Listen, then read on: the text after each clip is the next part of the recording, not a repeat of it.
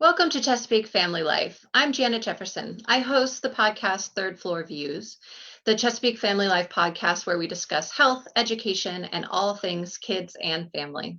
Today, I'm talking to Kathleen Horrigan, a couples counselor, about what couples and families can do to better communicate feelings, common marital challenges in today's trying times, and tips and tricks for a happier home. Kathleen's a trained certified Gottman couples therapist, and she teaches professional counselors in the Gottman couples counseling method. She works firsthand with renowned doctors John and Julie Gottman in the Seattle, Washington area, doing couples weekends workshops, as well as hosting couples workshops in the Baltimore, Washington area. To our viewers today, please feel free to submit your questions and comments in the section, in the comments section below, and we'll try to get to as many as we can. First off, thank you, Kathleen, for being here with us today. Let's jump right in.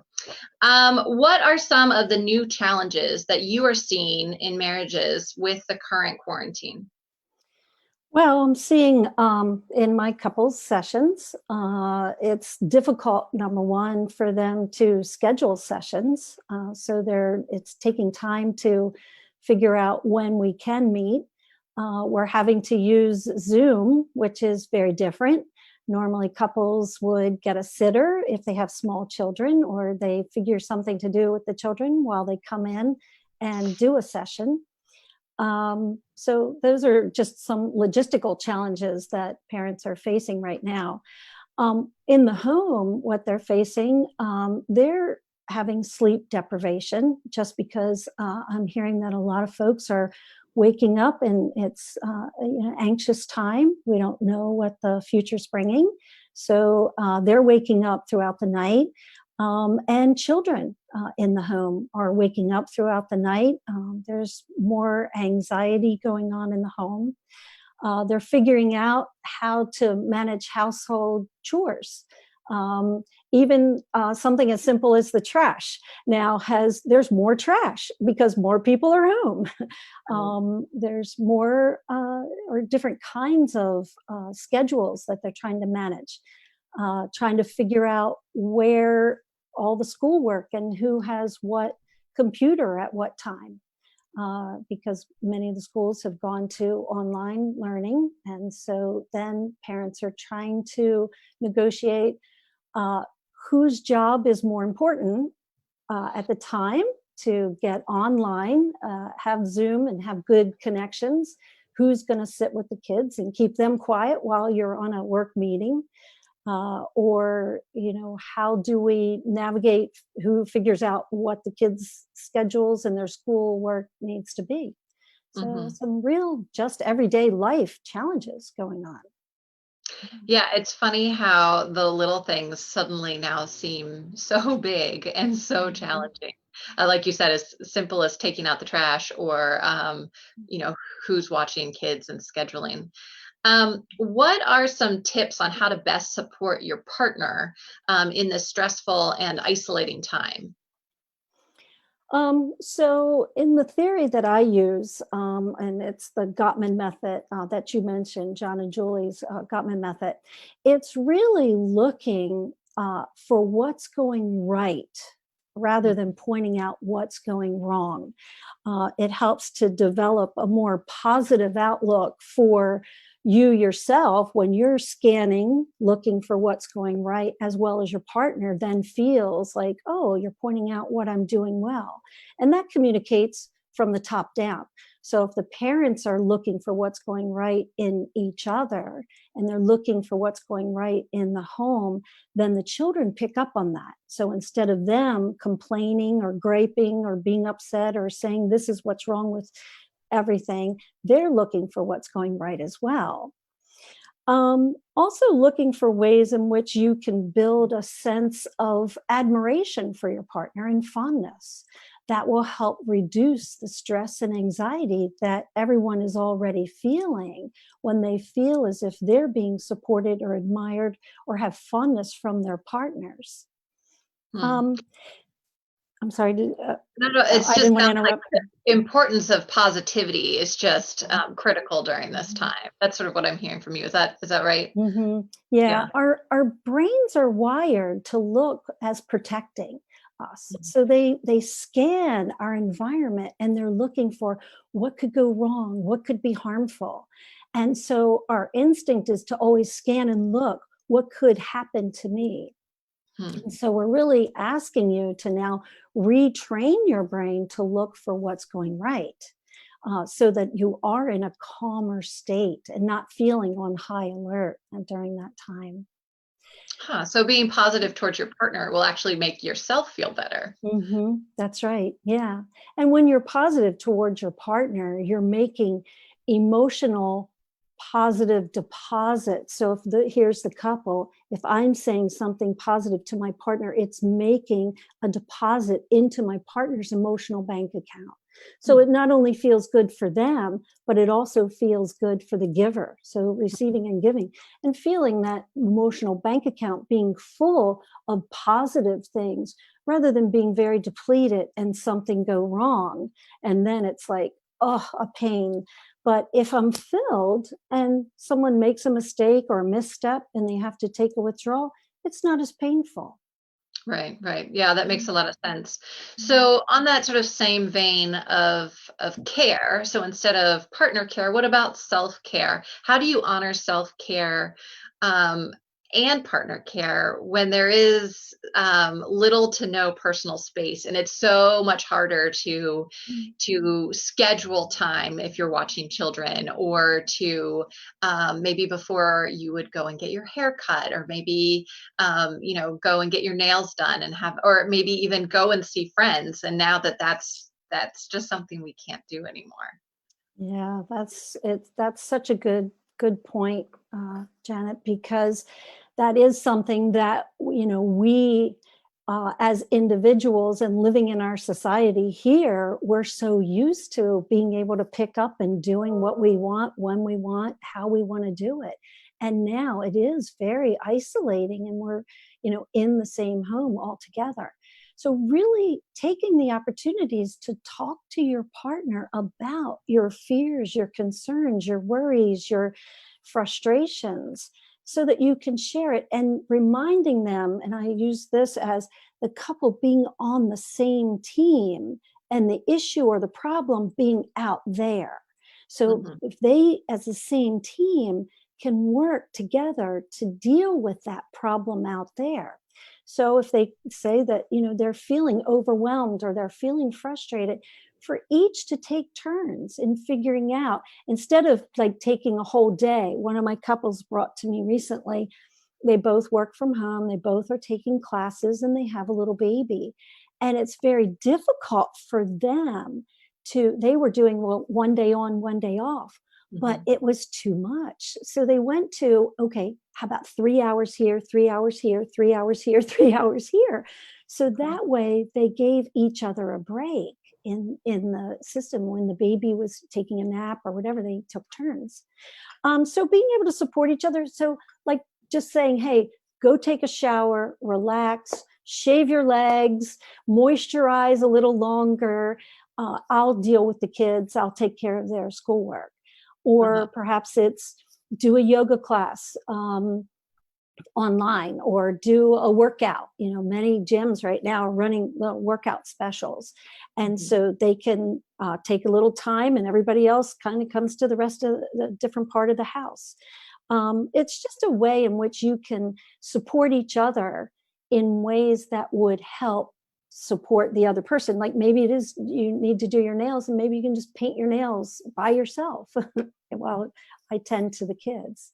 So just looking for ways in which you can support each other and what fun things the other person likes to do. Yeah, definitely. Um, how do you manage when you do start to have feelings of frustration, whether that's with your partner or with your children? How do you start to manage those feelings? And maybe what's a healthy way to communicate those with both our partner and our children? Mm.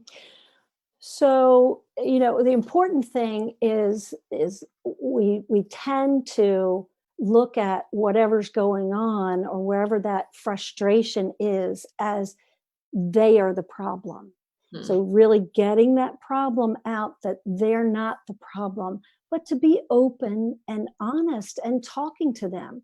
When it's with your kids, expressing just the honest view of, I'm worried about this too, or I'm upset about, or that makes sense, so that you normalize that, we're in this together.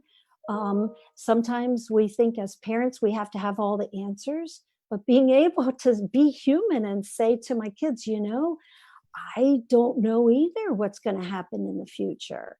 But being able to stay connected enough with our partner and with our kids to say, we're going to figure this out. And then planning in some fun things that you can do to manage that stress. So maybe Mhm. that's, as a family, one idea I like is to have the fishbowl on the table, and everyone gets to put in little pieces of paper. You write on there a wish for the week.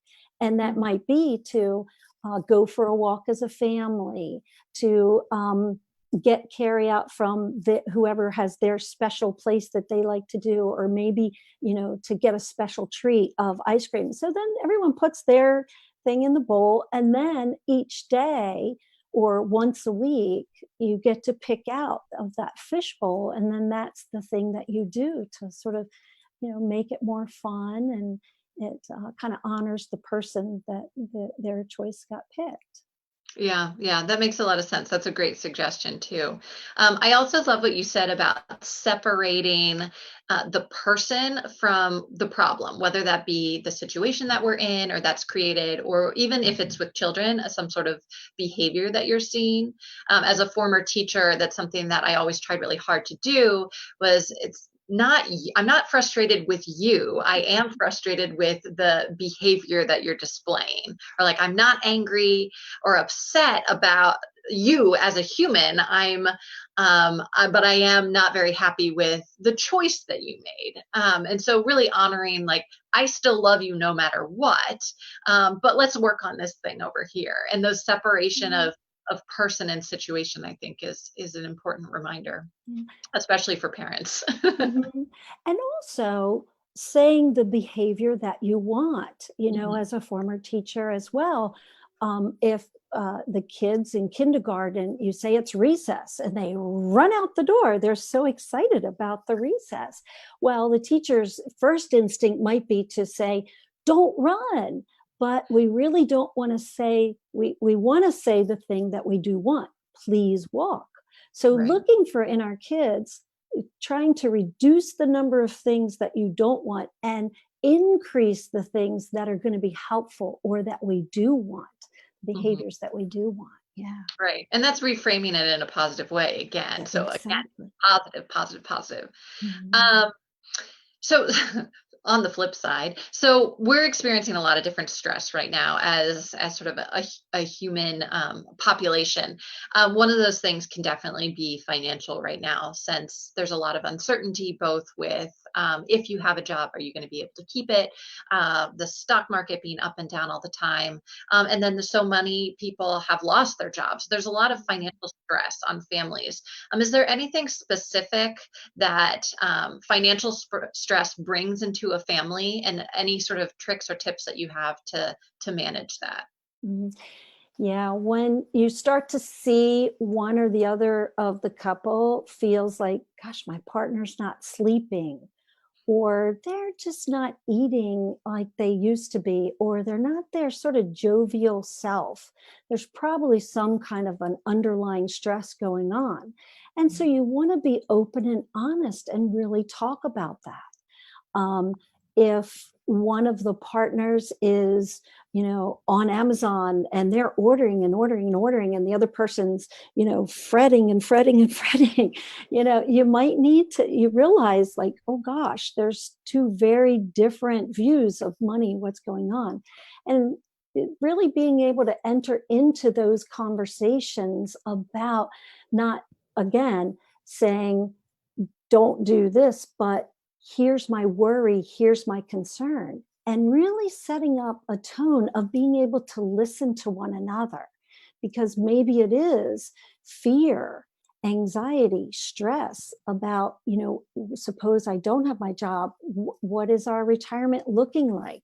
We had these hopes and these dreams. And so that you can really get to hearing and understanding those underlying dreams that one person or the other person had. And Mhm. so just really talking about that. Also looking at ways in which each of you can perhaps bring to the table some ideas. Again, if we look at the stress and the problems out here, the person who's worried about the money and someone else spending the money, the person spending may not have any idea that the person's worried. So if the worrier brings that and says, you need to stop spending, the other person's going to be, well, don't tell me what to do. But if you say, I'm worried about our bank account seems, a little unsure right now. Can we take a look at that? That's a Mhm. much gentler way. The other person is more likely to say, wow, I had no idea. That's a Mhm. good point. Let me look at that with you. And so that Mhm. you both can work on this together and come up with sort of a solution. And then it feels like it's a partnership again, working together to figure out how you can be on the same team. Yeah, definitely. Mhm. What are some common mistakes that couples are making right now?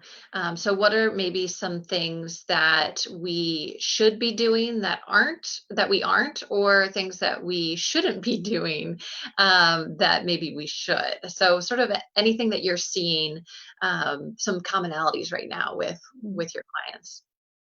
Yeah, it's the old blame game, and you just get frustrated, and the person that's in front of you, everything gets sort of heaped on, and when your anxiety goes up and your blood pressure goes up, that's what we call DPA, or diffused physiological arousal. Is like you start to really get flooded.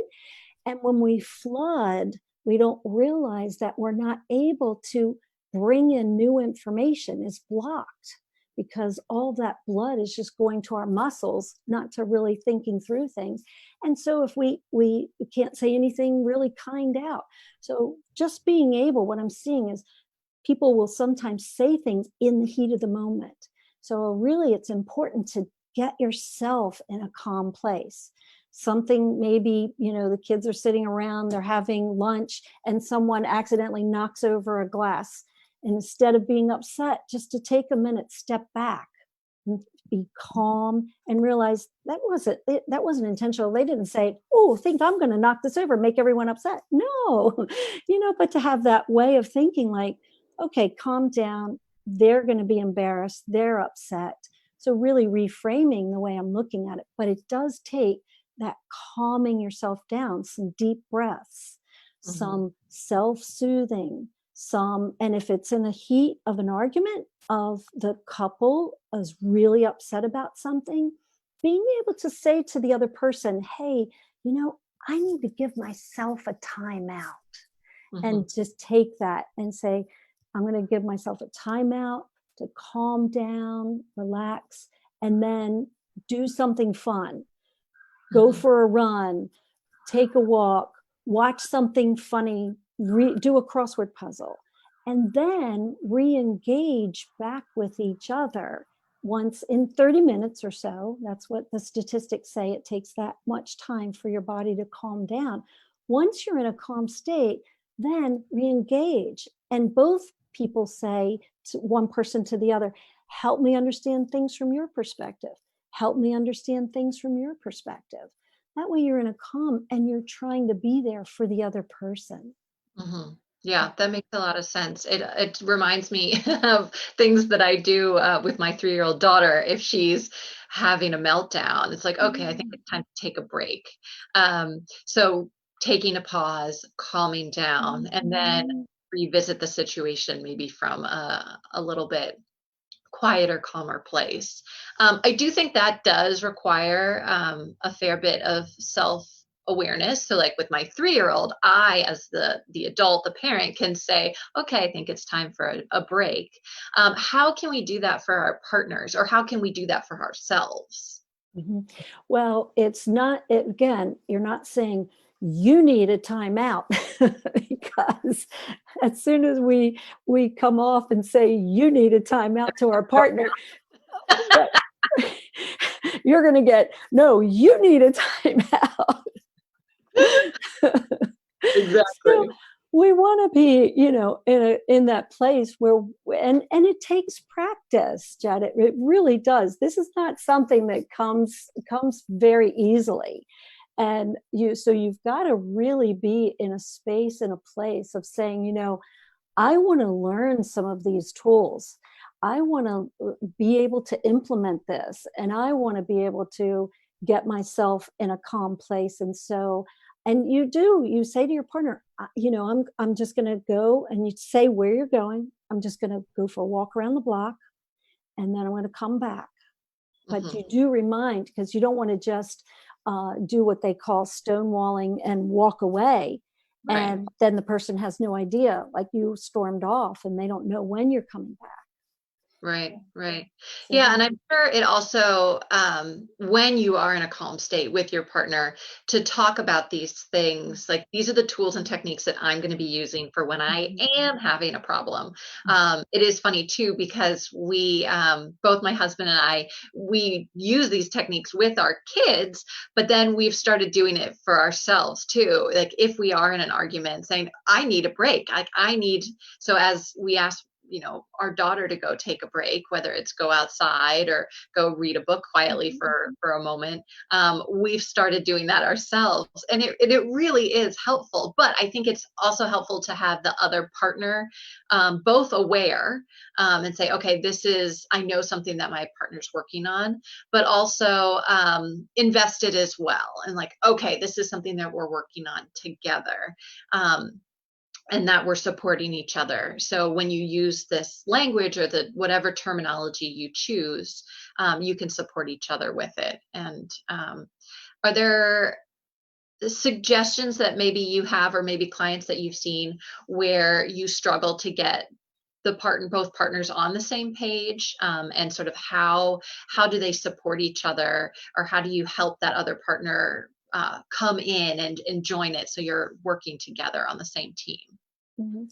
So sometimes in my counseling practice, someone will call and they'll say, "Well, I want to do marriage counseling, but my partner won't come in. Will you still see me?" So generally, I'll say absolutely. And I can do marriage counseling with one person. Mhm. But what has been interesting is that when I do work with one person, sometimes the curiosity, when they go home and they start trying some of these new tools that they're learning, then the other person feels more relaxed and they feel as if their partner is exercising using some of these tools. And so sometimes they'll get just enough curiosity to come in and then they start doing the work with them. It's really nice when two people are on the same page and doing the work. But in from my this theory that I use, it's not about you saying, well, and this happens a lot. Clients will come in and they'll say, well, if you just fix them, and the other person, they've got the problems. You just need to fix them and everything's going to be fine. But Right, it's right. not, it's a two-way. And in this theory, it's what I bring to the equation. And Mhm. I'm not waiting for what you're going to do, but I'm going to. So I describe it like this in my counseling sessions. I think about a water balloon. And if you think about it, if it's full of water and you push on one side, everything else responds to that.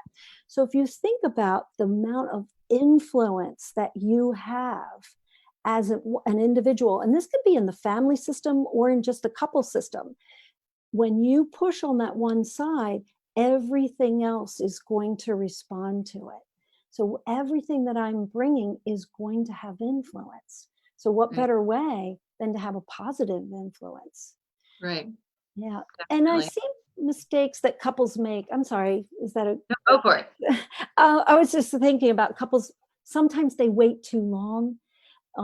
Generally, couples have 7 years of issues before they get into therapy. So I Wow. would say, yeah, it's not, the statistics aren't good. So when you're in a good place, it's good to do some workshops, just sort enrichment kind of things. But when you start to feel things like, hey, we're missing each other, or I don't think you quite understand me, that's the time to make an appointment so that you can get some tools to help you, because maybe you're saying it and the other person isn't listening or able to hear it. So we need to figure out, what is that block? Why is it that my partner is not able to hear what I'm having to say? And it could be a variety of reasons. So if we can get that couple in sooner and get some really good tools, building their love maps, laying that foundation, sharing that fondness and admiration, having a positive perspective, turning towards each other. Then when they get to managing conflict, they have this really good base built to being able to manage the conflict.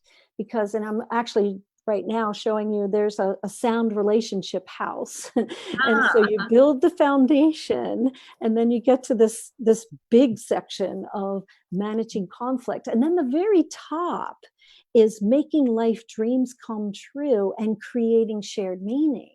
So that's, sort of what we're looking forward to, and then we have, of course, the trust and commitment.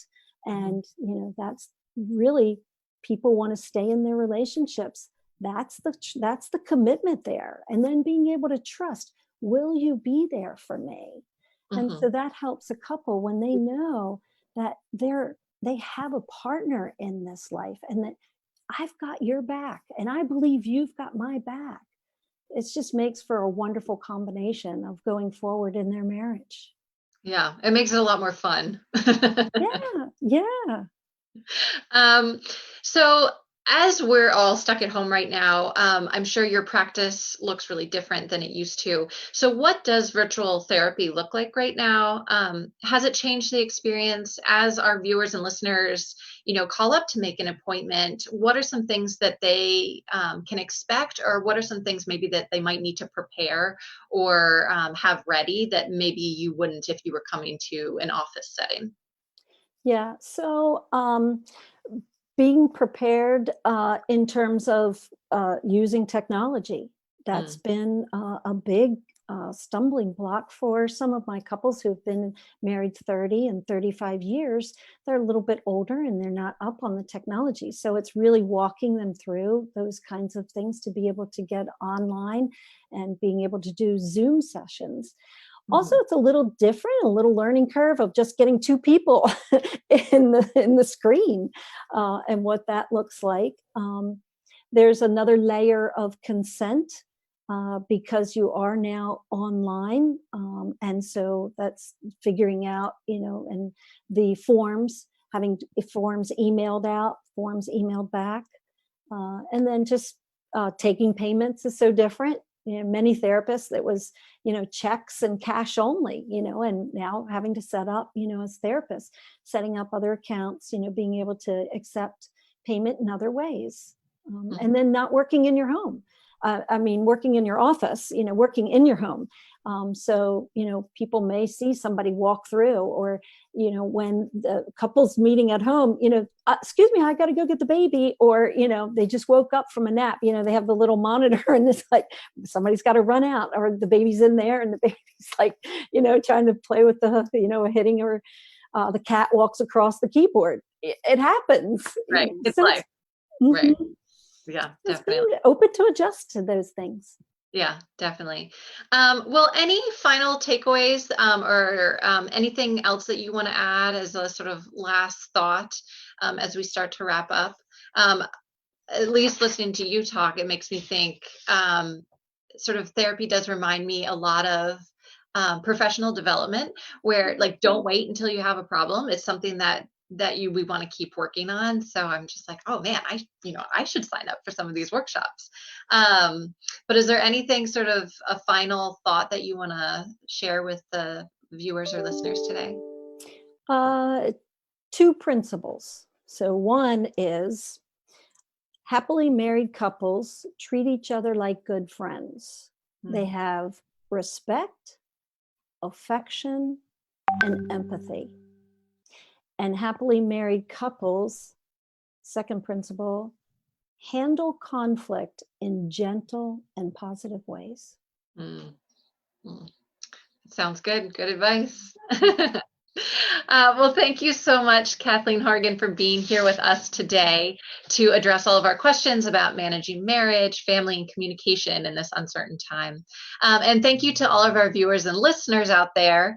Make sure you visit ChesapeakeFamily.com for any up-to-date local information on home, health, and living with today's children and families. Kathleen is offering individual online couples counseling sessions right now, and she has an upcoming online live Zoom hybrid model weekend workshop, June 5th through 7th, and that's on the Gottman Art and Science of Love.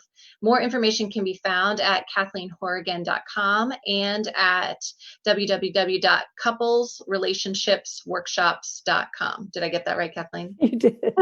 We'll put some of these resources in the comment section so our viewers and listeners can check these out, but they're definitely worthwhile. I'm Janet Jefferson with Chesapeake Family Life and Third Floor Views. Thanks so much.